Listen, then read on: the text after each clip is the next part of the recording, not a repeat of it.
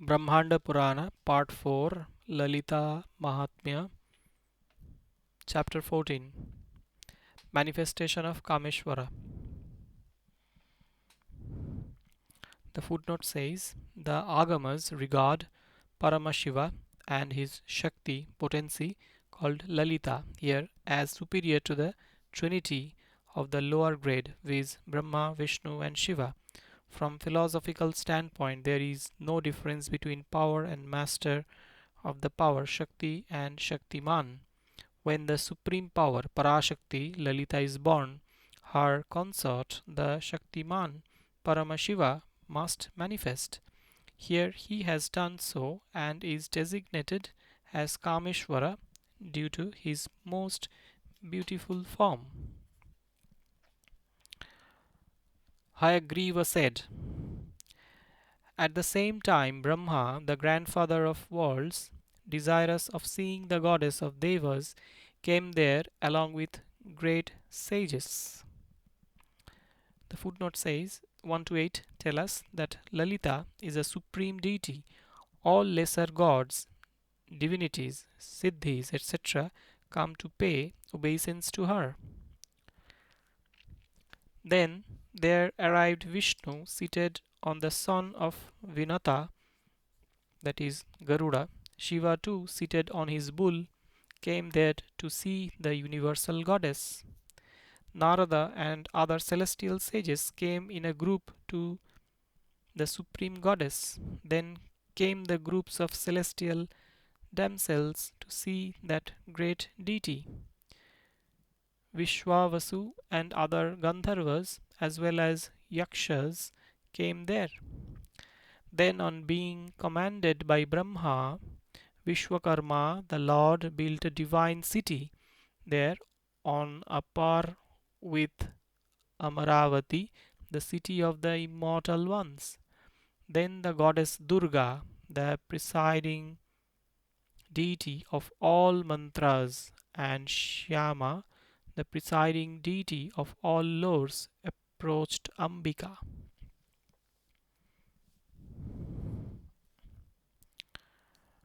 Brahmi and other divine mothers came there, surrounded by their respective groups of goblins. Anima and other siddhis, spiritual achievements, and crores of yoginis came there. Bhairavas, Kshetrapalas, Mahashashta, and the leader of the Ganas, groups of attendants, Mahaganeshwara, that is Vinayaka, Skanda, Batuka, and Birabhadra came there, and they bowed to the great goddess and eulogized her. The city was beautiful with its ramparts, arched gateways, and multi-storied buildings. It had big stables, pens, etc. to house horses, elephants, and chariots. It looked splendid with many royal pathways and roads. There were charming abodes of samantas, barons, and lords, ministers, twice born castes, vetalas, man servants, and maid servants. The centrally situated royal palace was divine and was beautified with gateways and minarets. It had many halls. It was rendered splendid by means of assembly chambers. There was a great hall of thrones. It was studded with the 9 kinds of precious stones, and it appeared bright and beautiful. In the middle there was a divine throne made of Chintamani, wish yielding stone. It was self luminous, unparalleled, and similar to the rising sun. After scrutinizing all these, Brahma, the grandfather of the world, thought thus: ever if he happens to be ignorant and puerile, the person who presides over this city shall excel the worlds due to the power and influence of this city.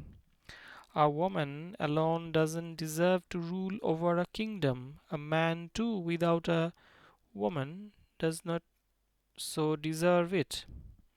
The Shruti says that one should crown a man who has the characteristics of a great person, who has an auspicious preceptor, and who is united in wedlock to a woman who is agreeable and suitable to him. This lady shines like the embodiment of presiding deity of the sentiment of love. Excepting Shankara, no one else in the three worlds can be her bridegroom. He has matted hairs and wears a garland of skulls. He has an uneven three numbers of eyes and holds a skull in his hand. Though fair in complexion, he is of stained black neck. He smears ashes all over his body. Bones from the cremation ground constitute his jewels. Will that extremely auspicious lady choose him who is the abode of everything inauspicious? Even as God Brahma was thinking thus, Maheshwara Shiva appeared in front of him, assuming a form that fascinated the whole universe. He had a divine personality endowed with handsome, handsome features of 10 million Kandarpas, god of love.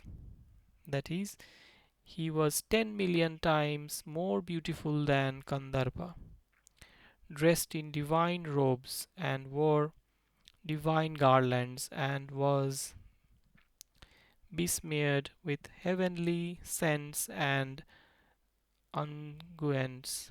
He was adorned with crown, necklaces, bracelets, earrings, etc. He thus appeared in front of Brahma, assuming a form fascinating the world. Brahma, the grandfather of the worlds, embraced that youthful hero having a charming body and named him Kamesvara. Coming to the decision, this is a befitting bridegroom for that supreme Shakti. All of them went to her accompanied by him. Brahma, Vishnu, and Maheshwara eulogized Parashakti. On seeing that fawn eyed goddess, the youthful Nilalohita Shiva became overwhelmed with love and forgot his activities. On seeing him who appeared like Smara, god of love, who had regained his physical body, that lady of tender form was also overpowered by the god of love. She considered him entirely befitting herself. Being excited and afflicted by love, both of them eagerly gazed at each other. Though learned and self controlled and specially conversant with all emotional feelings, they behaved in a manner that their conduct was not comprehended by others.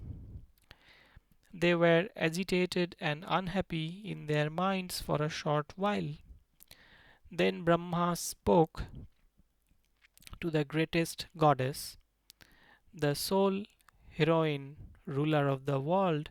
These devas, sages, and groups of Gandharvas and Apsarases wish to see you, the goddess, in the battlefield along with your beloved husband. O goddess, who is befitting and lovable to you? Who is that blessed man? For the purpose of protecting the world's resort to the supreme Purusha. Be the queen of this city. Be installed in this excellent throne. You will be ceremoniously crowned by the exalted, sinless, divine sages. We wish to see you seated in the throne along with your husband. We wish to see you equipped with the emblems and insignia of imperial power, bedecked in all jewels. Chapter 15. Festivities in honor of the marriage of Lalita with Kamesvara. Hayagriva continued. On hearing those words, the goddess, with a tender smile over her lotus like face, spoke to the Suras, the leaders, among whom were Brahma and Vishnu. O Devas, I am always independent. My conduct of life and my sports and pastimes are in accordance with my own wishes and whims. My husband shall be one whose conduct of life is befitting mine. After promising, let it be so, along with all Devas, Pitamaha, grandfather, that is Brahma, spoke to the great goddess the following words containing Dharma and Artha, two goals in life. The marriage between a woman and a man is of four types. The footnote says 4 to 7, verse number 4 to 7 show a later development as all the eight forms of marriage of the Smriti period are not mentioned, and terms used such as Kalakrita etc. are also different. Number 1, bought, that is contracted for a particular period. Kalakrita, bought as a slave. Krayakrita, given in marriage by the parents. Pitradatta, joined, married of her own will as in a love Gandharva marriage. Swayamyuta, it is a harlot who is called Kalakrita, bought for a fixed period. The slave will be Krayakrita, bought for a price.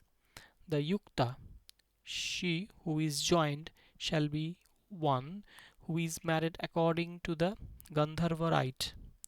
That is when the woman and man love each other spontaneously.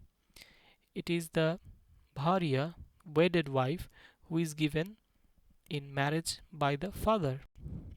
The Yukta will have common characteristics with her man. The Bharya would have been under the control of her father. It is from the non-dualistic supreme Brahman, which is devoid of the state of being existence or non-existent, and which is of the nature of Chit, consciousness, and Ananda, bliss, that Prakriti was born. You were that Brahman, and you alone were that Prakriti. You are beginningless, immanence in everything. You are of the nature of Karya, effect, and Karana, cause. It is you whom Sanaka and other yogins seek. They praise you alone as the five-formed Brahman, Pancha Brahma Swarupini. Namely, you are Sadrupa, having the form of the existent, Asadrupa, having the form of the non-existent,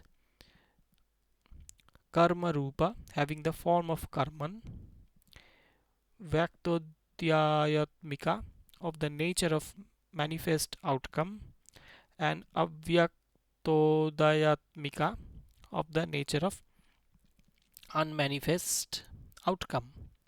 You alone create the universe at the outset. You alone protect it instantly. Resort to some Purusha with a desire to bless the world. On being entreated thus by Brahma and all Suras, the goddess lifted up a garland and hurled it onto the sky with her hand. The garland hurled by her rendered the region of the firmament splendid and fell down on the neck of Kamesvara. Then the Devas, beginning with Brahma and Vishnu, rejoiced. On being wafted by gentle breezes, the clouds made showers of flowers.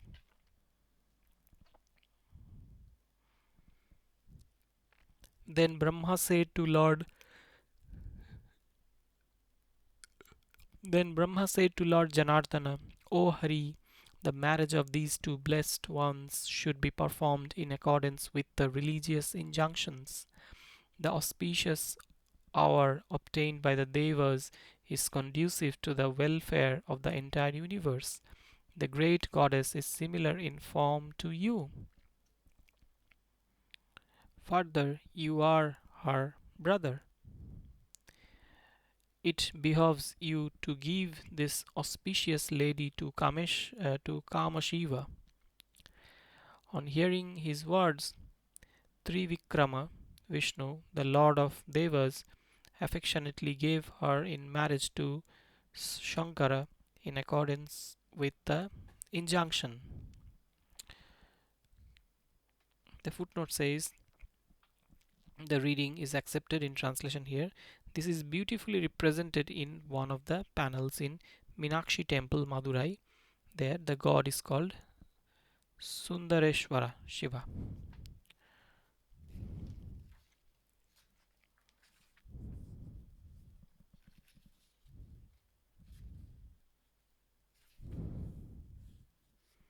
The primordial lord Adi Keshava Vishnu celebrated the auspicious marital function of Shiva, and Shiva formally by offering water to indicate the Kanyadana in the presence of chief ones among gods, sages, and Pitras, as well as of Gandharvas, celestial damsels, and of all tribes of Devas.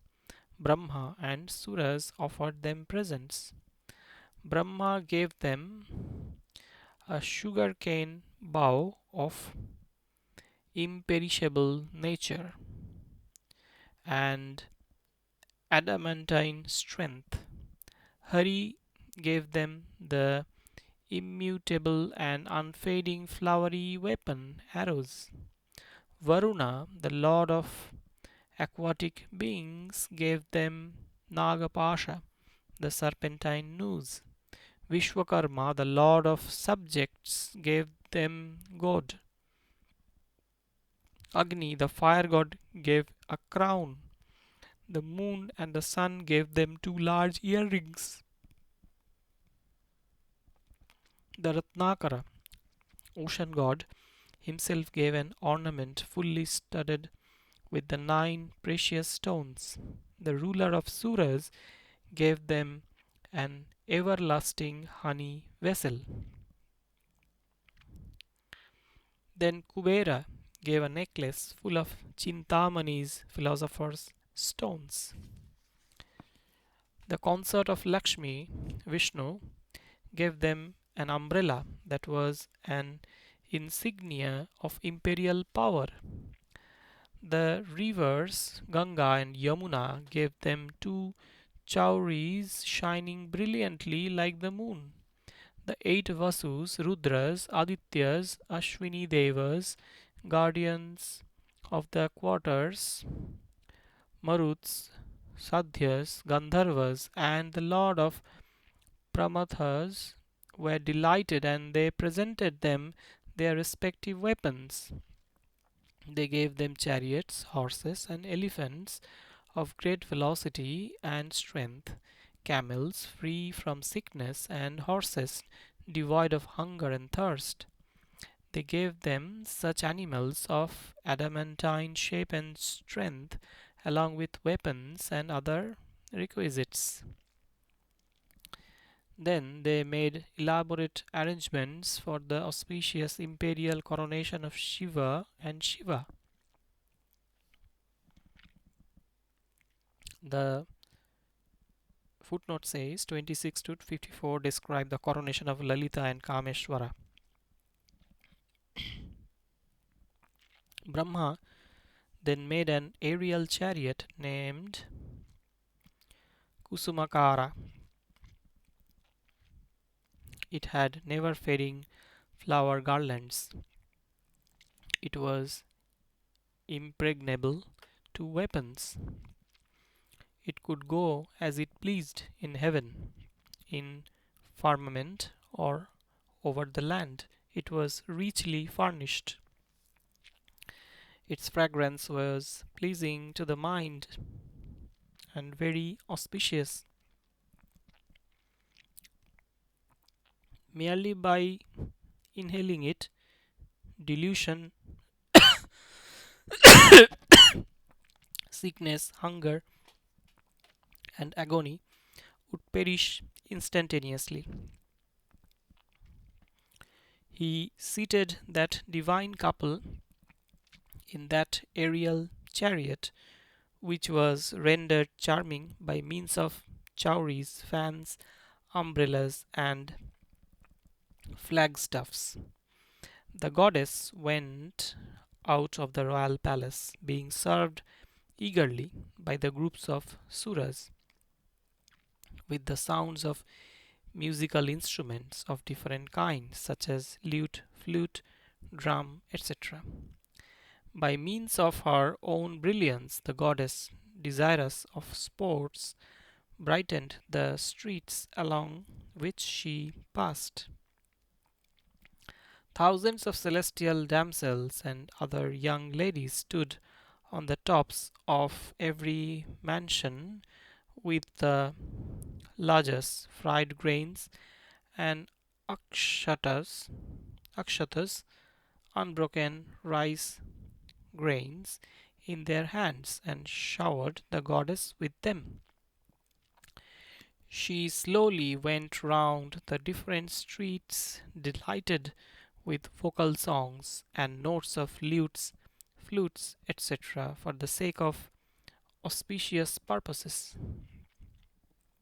After getting down from the excellent aerial chariot, she accepted the Nirajana rites, the ceremonial waving of the lights performed by the celestial damsels, and entered the great assembly chamber. Accompanied by Shambhu, she accompanied the throne.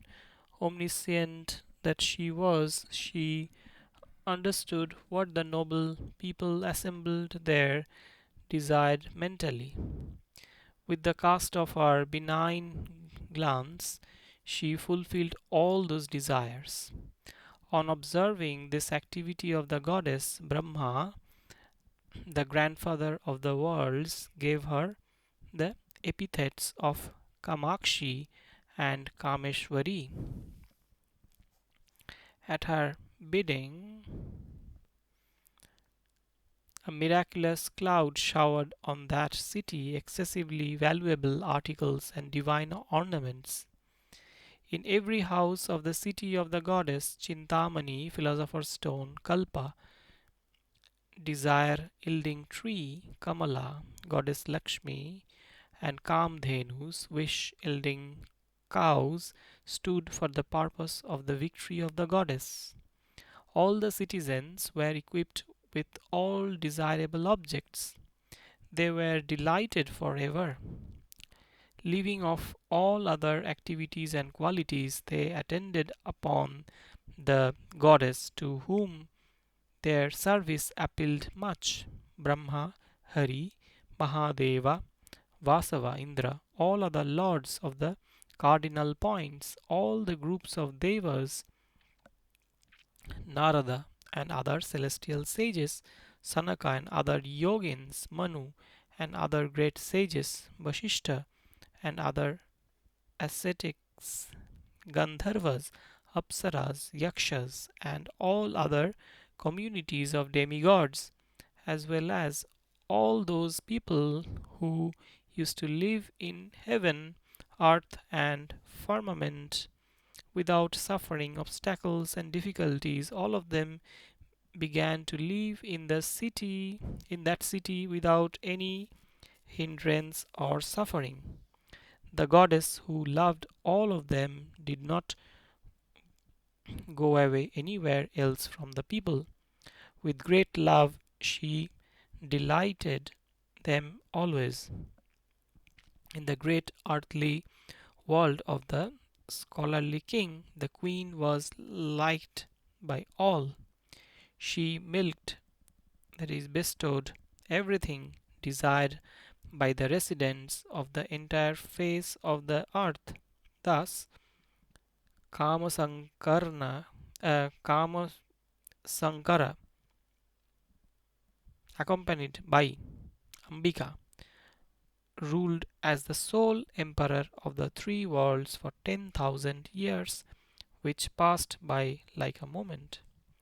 Thereafter, once the holy Lord sage Narada came there, bowed down to the supreme power Parashakti, and submitted humbly.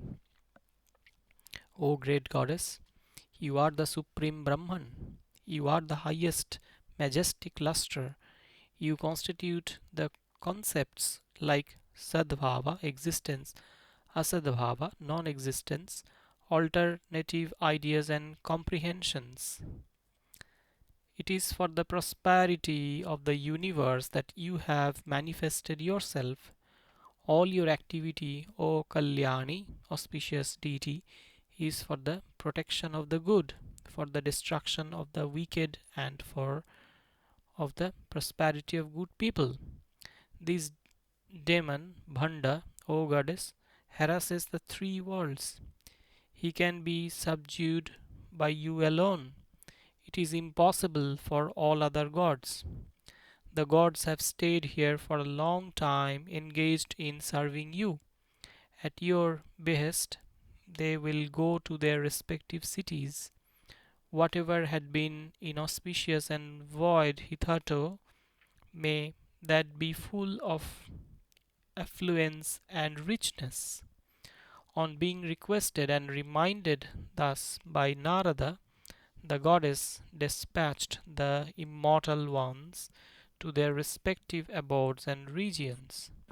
After honoring them duly, Ambika dispatched Brahma, Hari, Shambhu, Vashava, and other lords of cardinal points.